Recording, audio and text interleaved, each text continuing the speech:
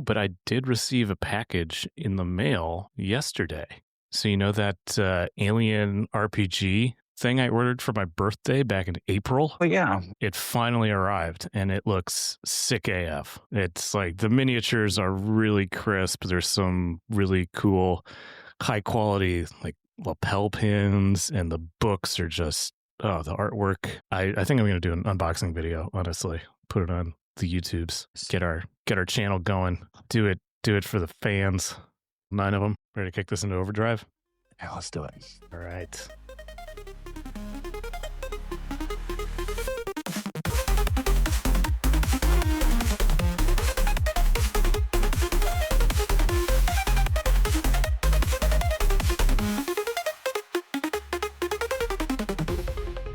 Salutations to all you steam-sucking sauropods. You have stumbled into episode 39?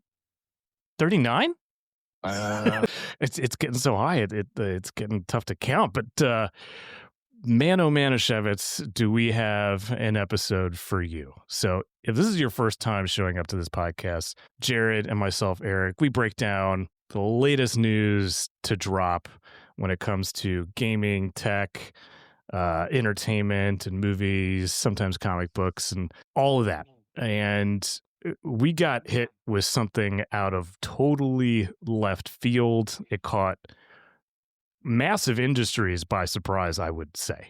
And do you want to kind of explain where I'm headed? Yeah. So Valve, who mainly has done the Steam library and the Steam OS that a lot of people know on PCs, decided to rekindle one of their old 10-year-old projects from 2015 and bring PC gaming to your living room without having to build some big, expensive PC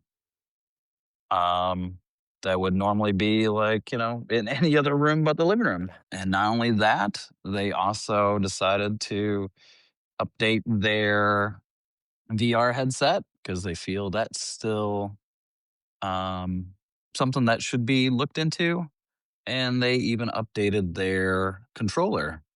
And all three are extremely impressive. Yeah, so we have, well, obviously Steam Deck has been around for a while. There is a new Steam controller, which we can get into.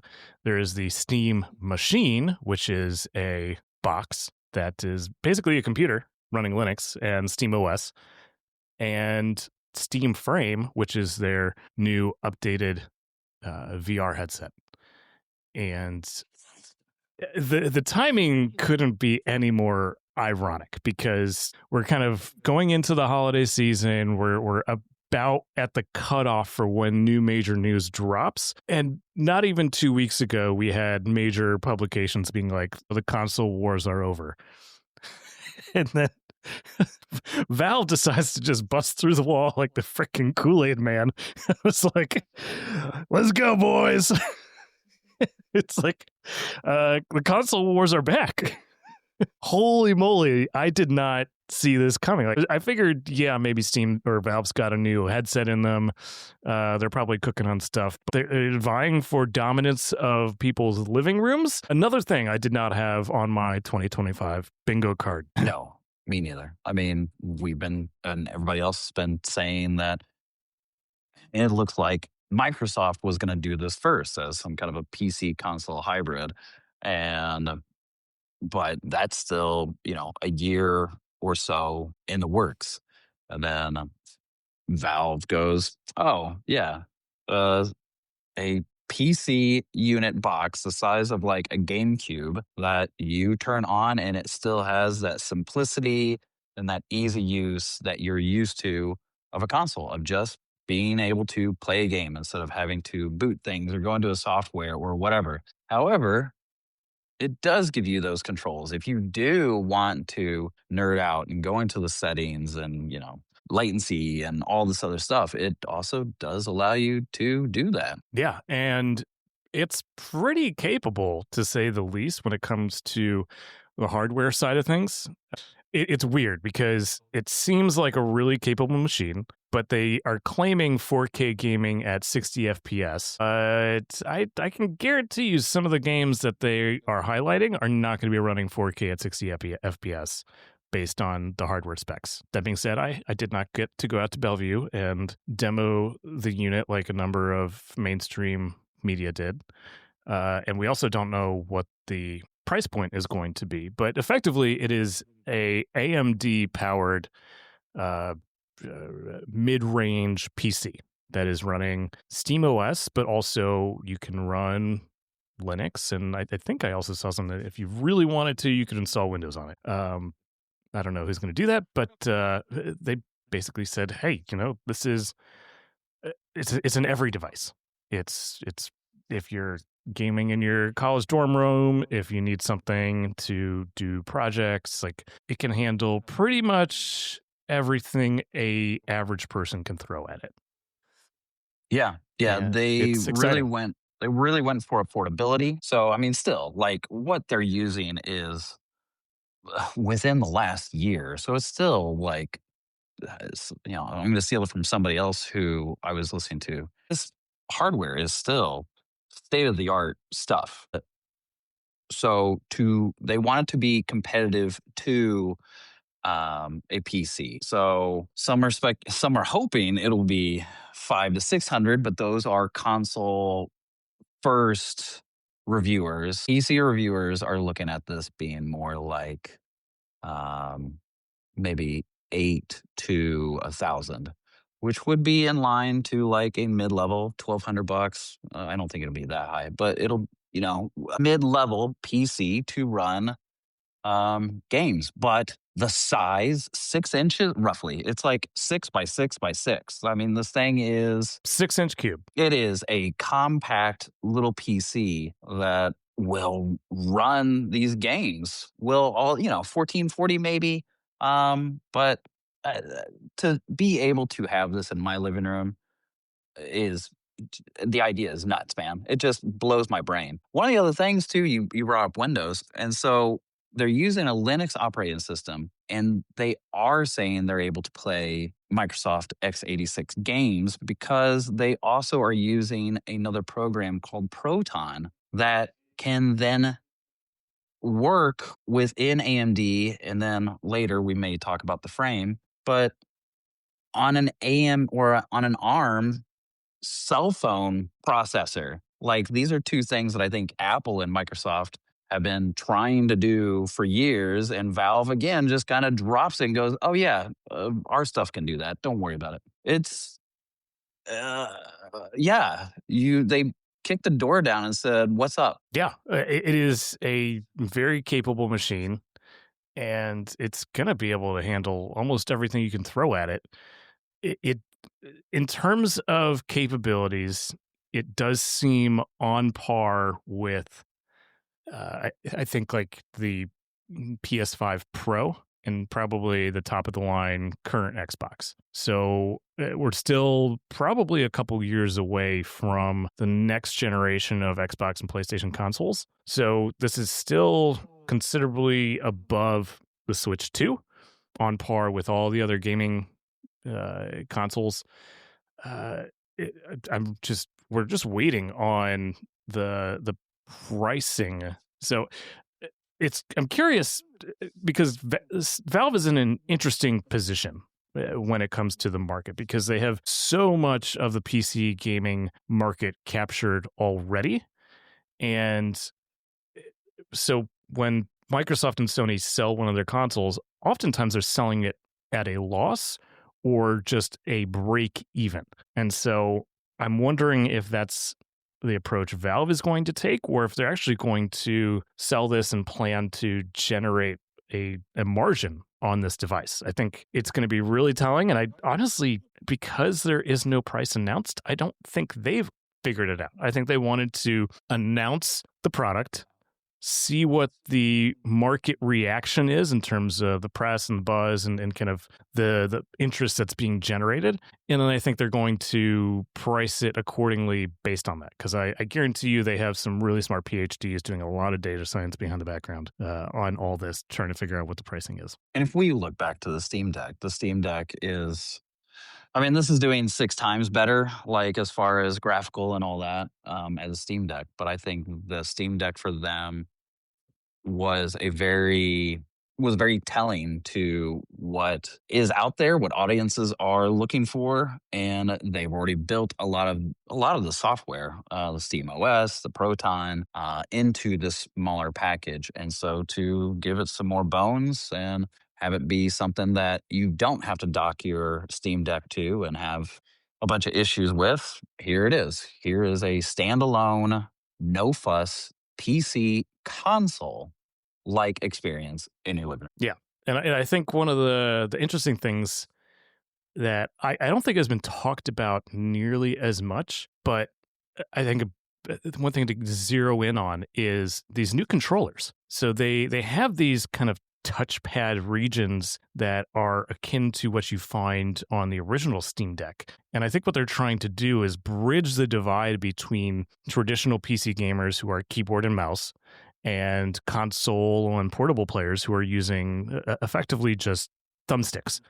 And this touchpad, like the binary touchpad, is kind of gets at a little bit more precise control compared to what you get with a thumbstick. And so it'll be interesting to see how that plays out. But man, it feels like they've thought about everything when it comes to this device and how they're packaging it and how they're positioning it. Yeah, even the gyro is something I've never heard of before where, try to picture this, everybody. I'm holding a control in my hand. All of a sudden, my right hand is going over my left hand because I'm trying to turn in that direction, turn whatever the object is to the left. And they have a very interesting, unique haptic feedback along with like this gyro that understands if you release your hand, it kind of like resets so that you can then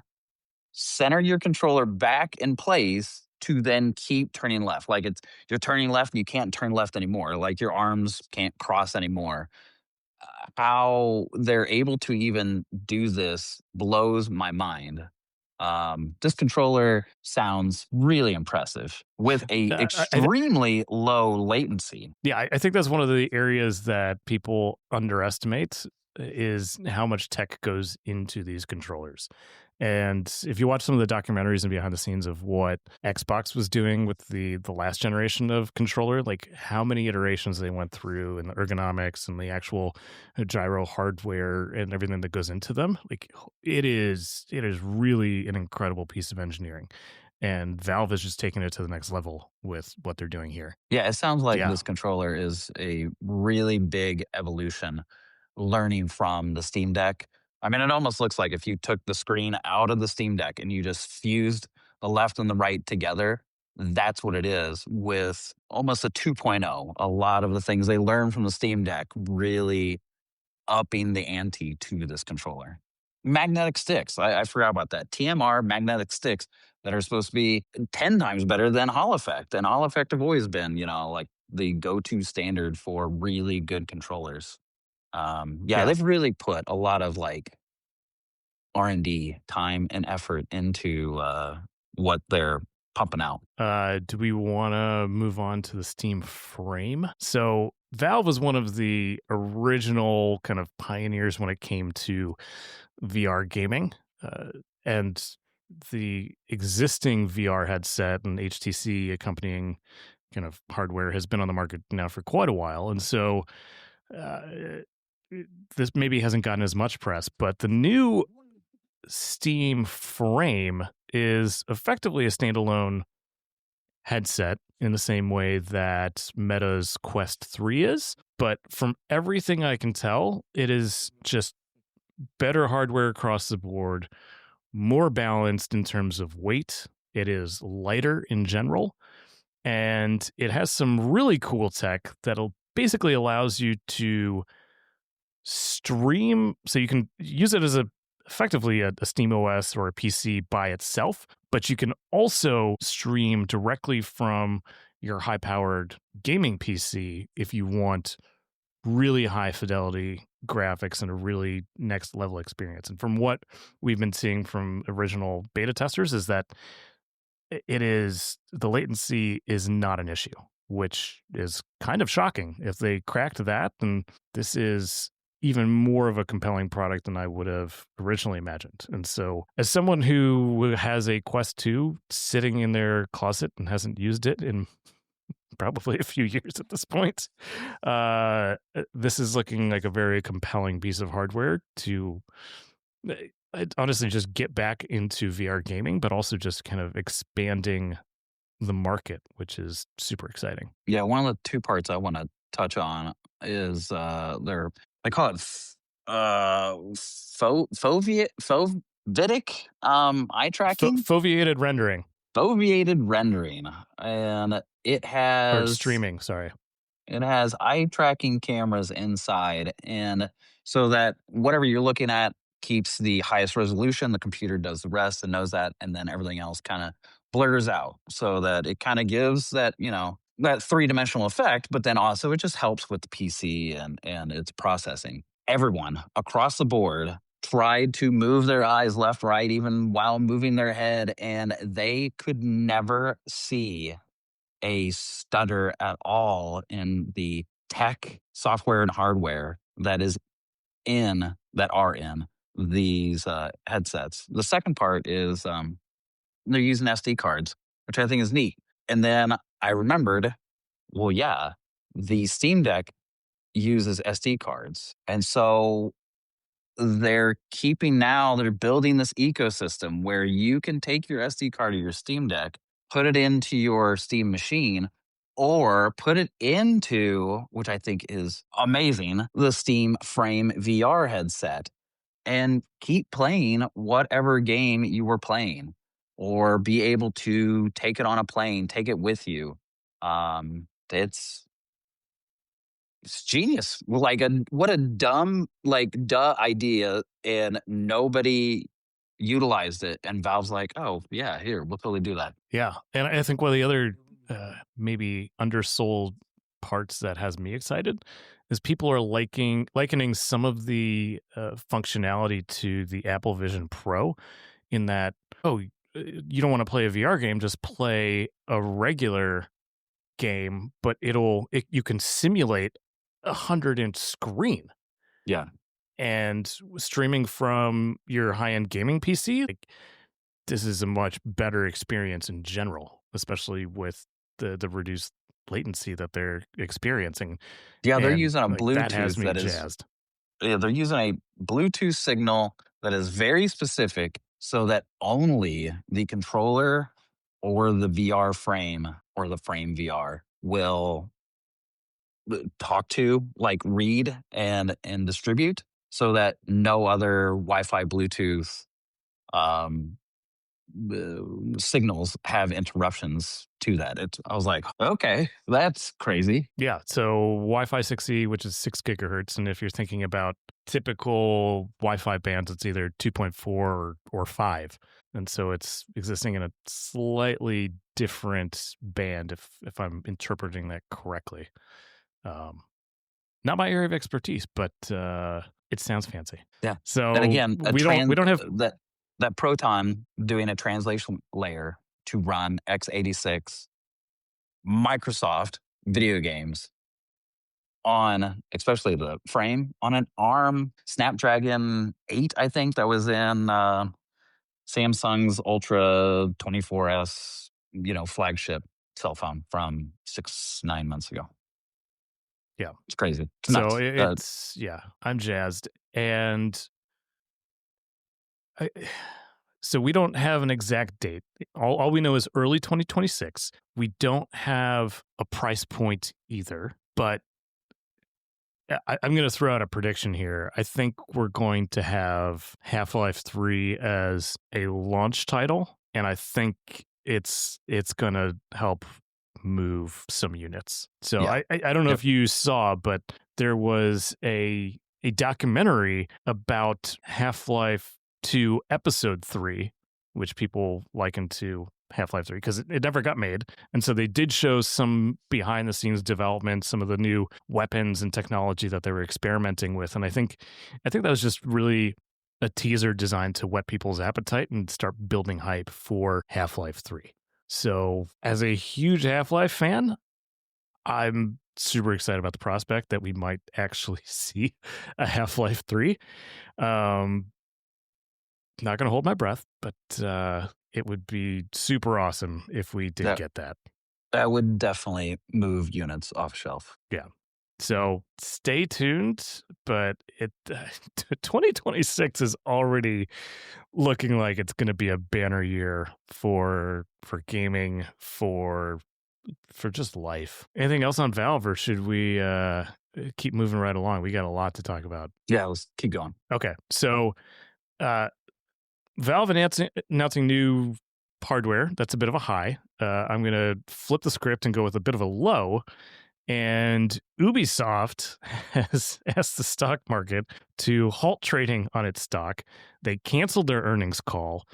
Like bad news bears, but times 1,000 is really what this signals to the market. So I believe it was several months ago they took on some Chinese financing. I don't know if it was Yeah. Tencent or someone else acquired a significant stake in Ubisoft. And it seemed like a smart play at the time. But I think, honestly, you see people like Microsoft who are cutting studios, laying off thousands of people, really getting lean. And Ubisoft, I think, just has not had the discipline to make those hard choices, because you've seen over the last decade the cost and I mean, granted, the production value of their games has been incredible. Like the Assassin's Creed, every single one just keeps getting bigger and more impressive. But when you have multiple games that are of that same scale,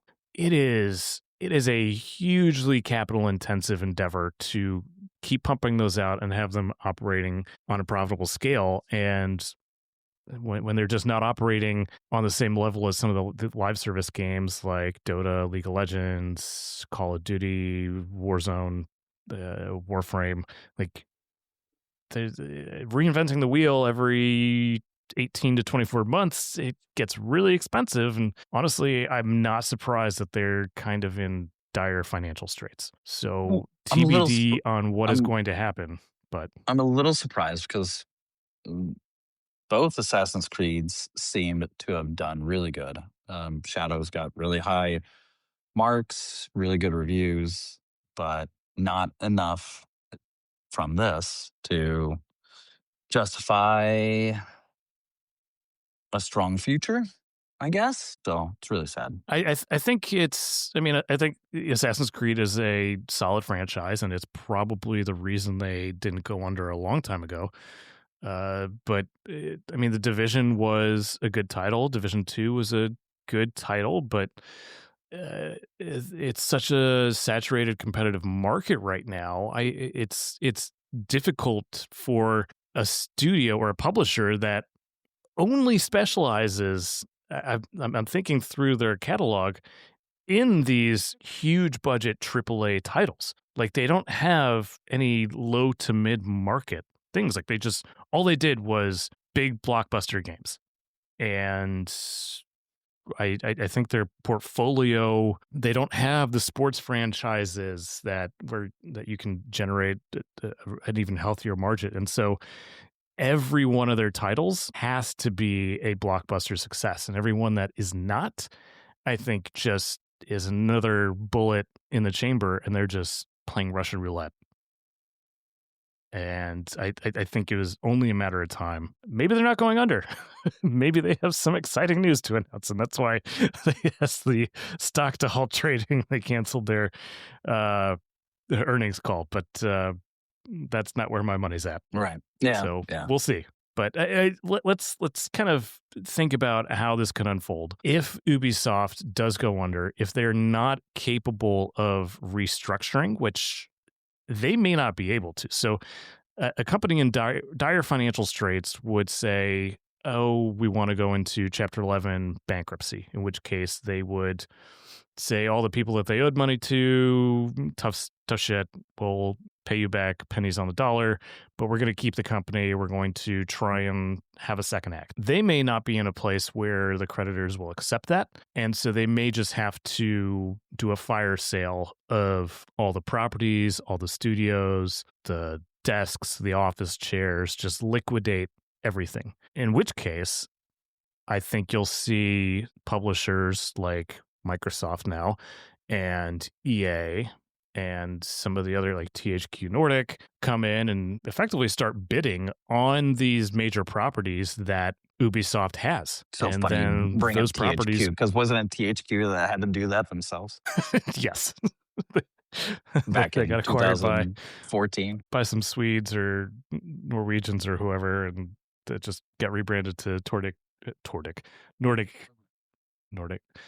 THQ Nordic. God, words are hard. So that's what I think is going to happen, but I have no insider info. I have no idea. I don't even know anybody at any Ubisoft studio at this point. I did it a long time ago, but it's weird times, and we'll see. We'll see what happens. I doubt we're going to hear any news. Maybe before the holidays. Once we hear it, we will relay it to you, our loyal listeners. And it might even show up in the newsletter. I got a smirk out of Jarrad. That works. All right. In other sad news for Apple fans, it sounds like Apple is permanently suspending the iPhone Air and delaying the Air 2 until 2027. Yeah.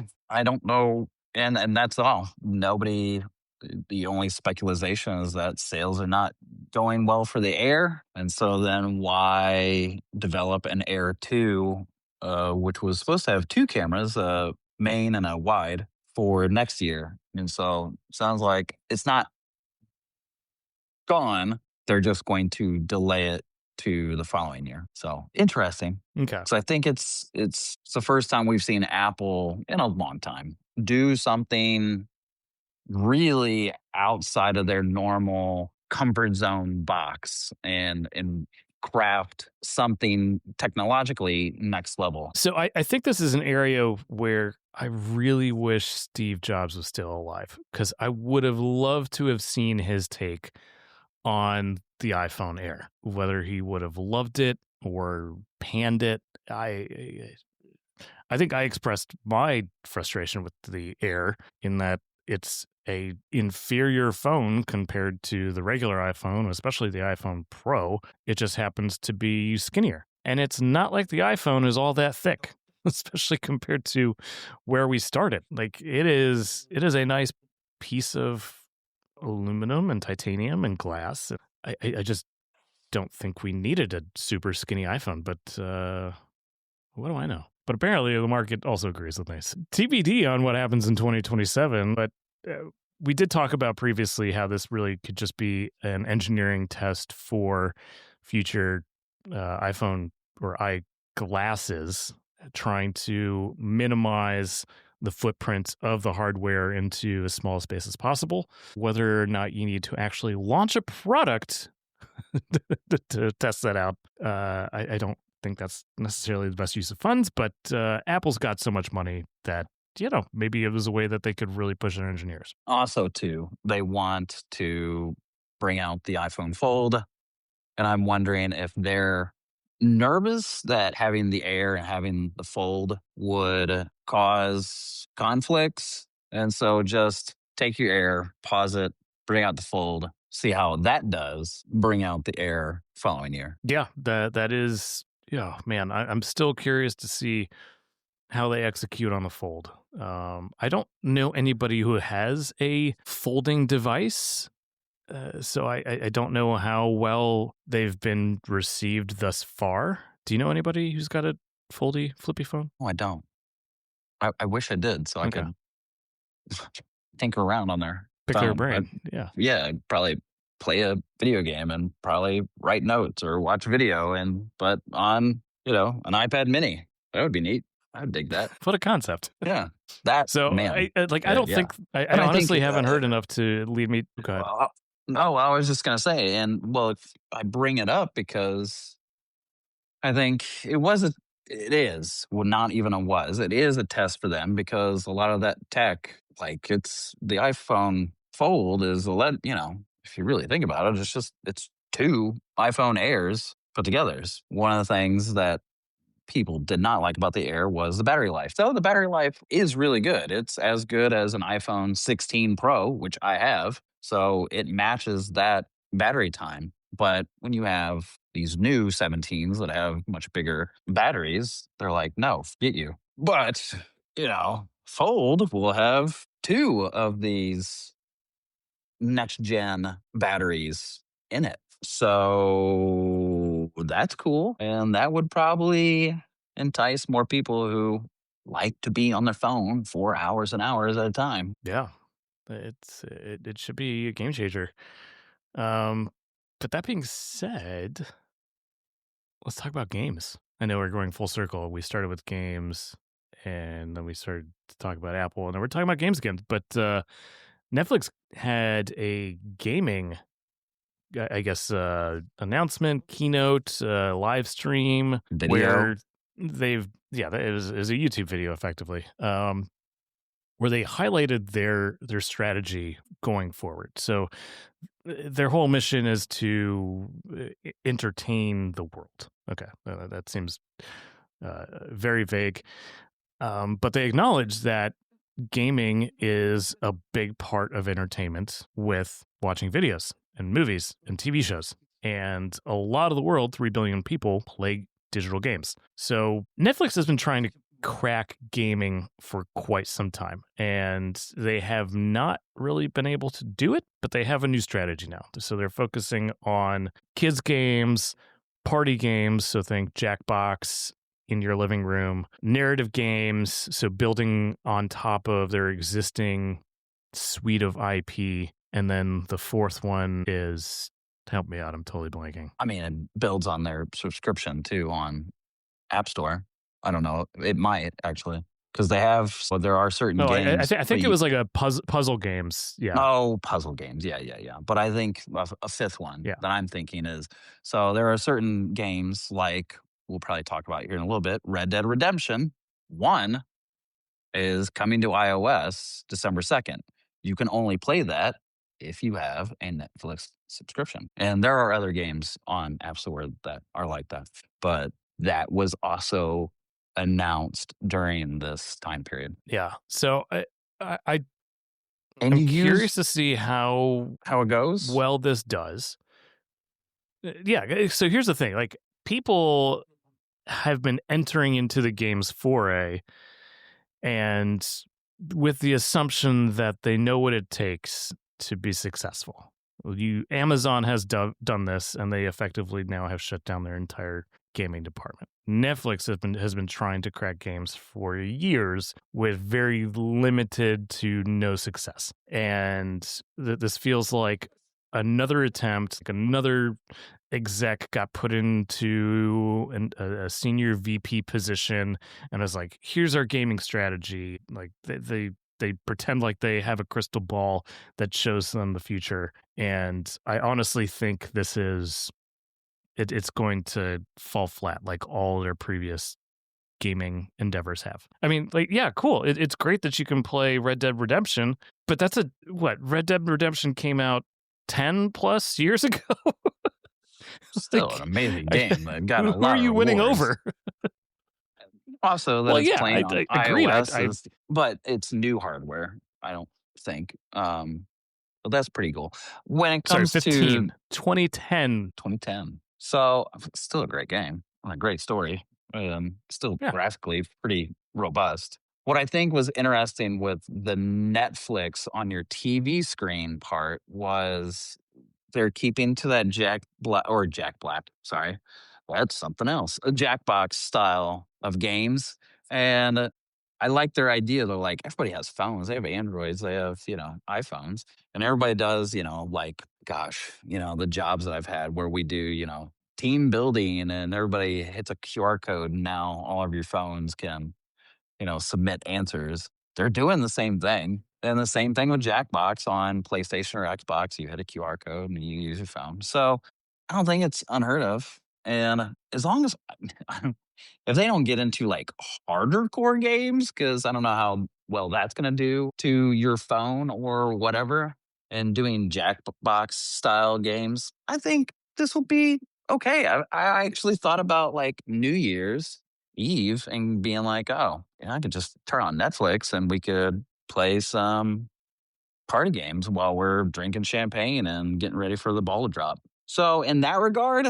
okay. So I do have to agree with you. I think the Jackbox style party game is really where Netflix can win with this because I own Jackbox games. I have played multiple times at parties, and it's always a hassle to get it set up. It's like you either have to bring a laptop over, plug it in, and then the latency is crap, and it's all sorts of connectivity issues. But Netflix really has the opportunity where, oh, you're already logged in. All you do is just hit one button, and then it works flawlessly for everybody in the room. That is a perfect use case. The other area that I think they have a lot of the chance to succeed is in kids games. They do have a lot of the IP that little kids love, and you really just double down on creating games that integrate with that IP. I'm not to the point yet with my kid that I want to sit them down in front of a tablet and play games for hours on end. But when I do get there, I guarantee you they're going to want to play with the characters that they're watching on the TV. And so I think that's an area that they can also win at. So those are the two that I'm bullish on. Everything else, I'm very Same. skeptical. Yeah. Yeah. I like those two ideas a lot. Yeah, I think that hits it home for me. And then if they try to do anything else, I'll be like, oh, okay, well, we'll see. And I go like, so moving right along, Adobe Max happened last week, the week before. I caught a few of the keynotes.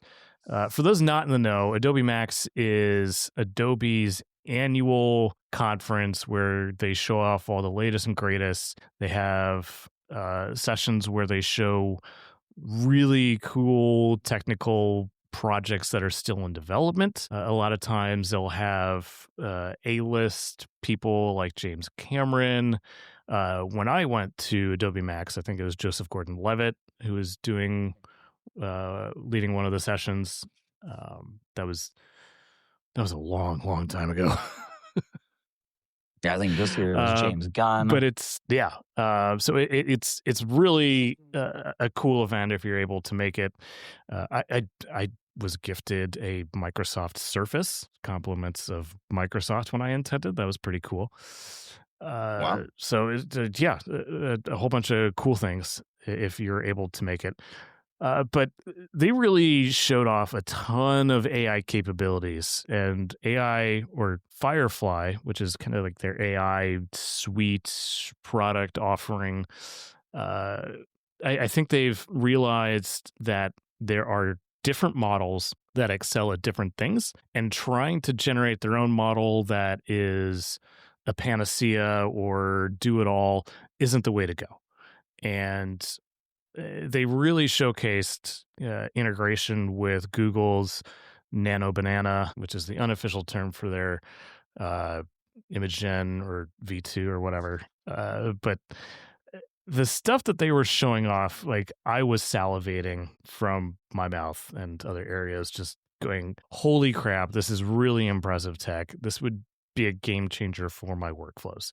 And I've started experimenting with some of the latest features in Adobe Firefly because I'm a Adobe subscriber. I use it almost every day to make this podcast, to create ads and content and creative for some of my other kind of work streams. And it is critical to my daily workflows, and it's just getting easier and easier to produce high quality content, and this year was no exception. If anything, it was an acceleration of where we've seen the market heading. Yeah, what was the example of the video I sent you where the guy put in various texts, came up videos, and video clips, and he was able to make like a 30-second, for the example of like him in a movie, or like a video of him, and then like weird dark zombies and him in a subway, and it actually even portrayed him because it was able to get,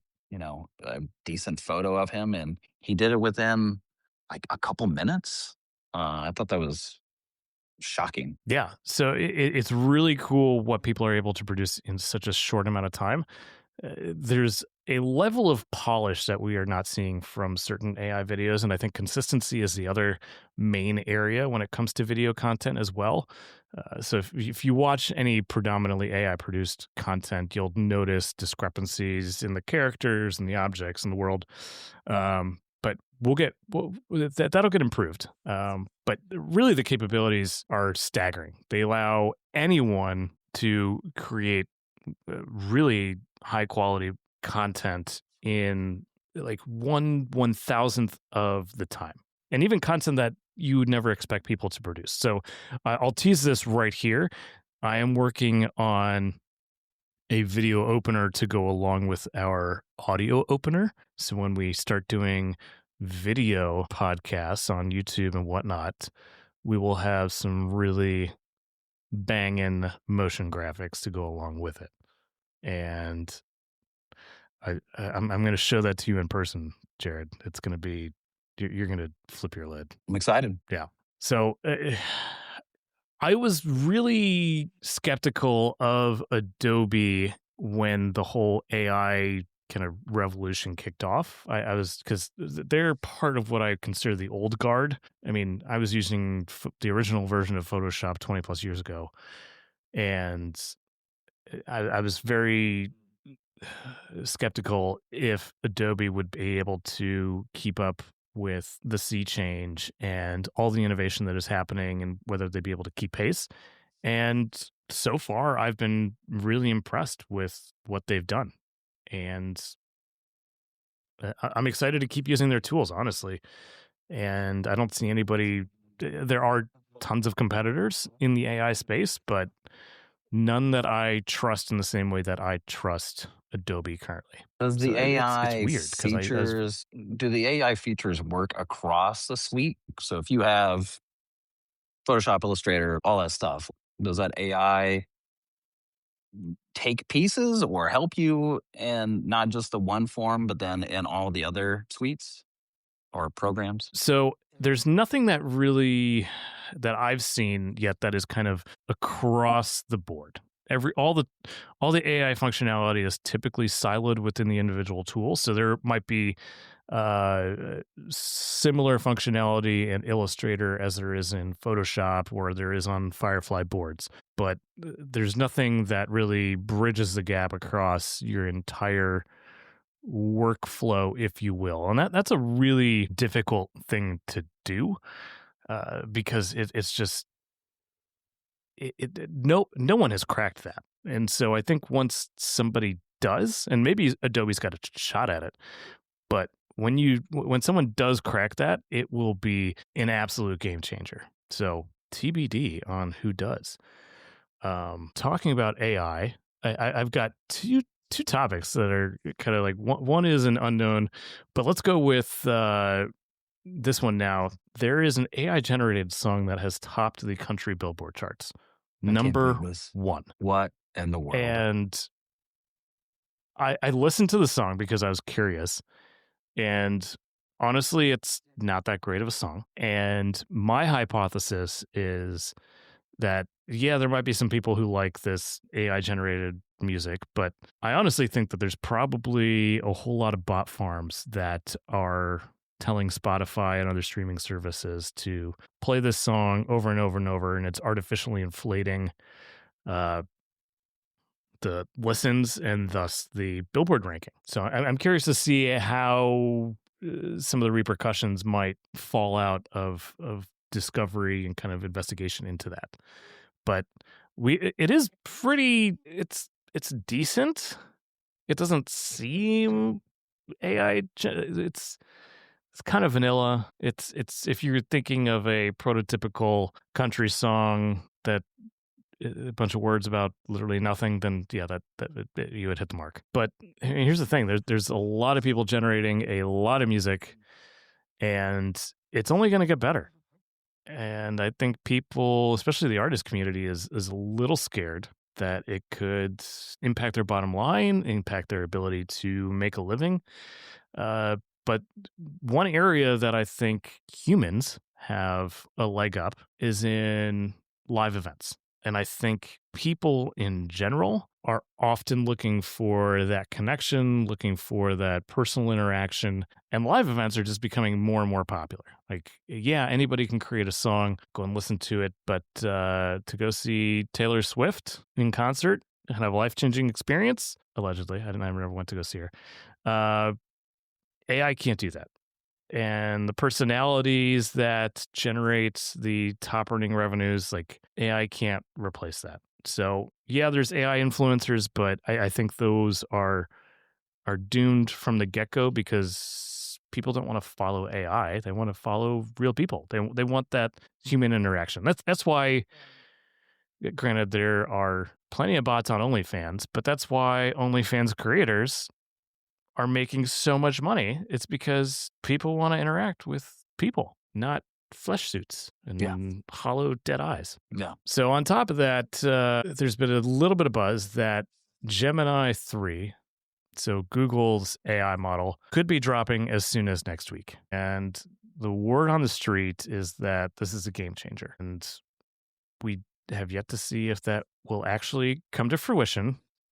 5 or GPT-5 was supposed to be a game changer. That was kind of a snore sausage, if you will. Sam Altman, he's got a little over his skis in hyping it up. But from what I hear, Gemini 3 could really change things. I mean, if their nano banana is, it's just fun to say, is any indication of what they've been working on, what they've been what a cooking. dumb title. But you gotta love it at the same time. It's I think it's telling. It could be really exciting next week, and it could be the beginning of the end. I mean, maybe the robots rise I mean, what are after they this in trying 2026 to do with is, Gemini 3? John Connor. That's the thing. No one knows because it officially hasn't been announced, but internally, allegedly, it's just uh, so much more efficient, so much more accurate. Because like right now, if you ask it to like how many R's are in the word strawberry, and it's like 2 or 5, and you're like, yeah, that's not really accurate. But apparently now it gets the number correct. So look out, all you letter counters. You might be in for some trouble. Might have to find a new job. Sad panda. But let's talk about something a little bit more lighthearted. The Marioverse. This came out of left field, but there's a new Mario Galaxy trailer out. They did a whole direct. They did a 30-minute direct. Now it was only 15 minutes, but it aired for 30 minutes. It looks good. I'm excited, but I was already excited. Yeah. Okay. Yeah. So Mario Galaxy trailer came out. They did a Nintendo Direct. The president of Illumination and then Jack Black were also a part of that. They showed that Bowser Jr. is going to be the new bad guy because Koopa is still a tiny little dinosaur turtle thing. But there was a lot of stuff that I saw in the trailer that's not just from the two Galaxy games, Mario Galaxy 1 and Galaxy 2, but the bandana that Bowser Jr. has is in Sunshine. The paintbrush that is gigantic, like totem paintbrush is also from Sunshine. There were callbacks to Mario RPG and Paper Mario. The upside down pyramid is from Odyssey, which was the last Mario game. So I'm really more intrigued as to, is this going to be just Galaxy, which already was one of the two best Mario games that came out. There was so much different things you could do and hopping from one planet to the other.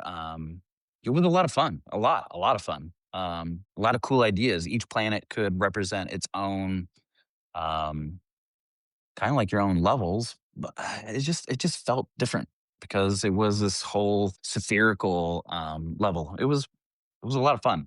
But I'm curious, they're jumping almost 20 years from Mario, passing a bunch of other games to Galaxy, and then they're sprinkling in Sunshine and Paper and even Odyssey. So I'm curious where this world's going to kind of be in as far as the movie as a just a Nintendo Mario nerd, nothing else. Like I'm not like ooh critical. I'm just curious to just see what they're throwing in there, and I'm suspecting we're gonna see a lot more. Obviously, this is the very first trailer, so we've got till spring of 26, I think, spring or summer of 26 for this to come out. So yeah, looks fun. Princess Rosalina, who was part of Galaxy, it was shown probably more than any of the other characters. I actually didn't see a lot of Mario and Luigi except for this one scene where they're both on motorcycles driving across the desert. Oh, looks like Peach and Captain Toad are gonna be doing their own separate adventure while Mario and Luigi are doing something. More to you know, to show, but this first trailer piqued my interest hard. I was already piqued, but now I'm salivating a little bit. Yeah, it does look like a another must see, another home run for Nintendo. My question is, are they burning through Mario IP too quickly? Yeah, good. Yeah.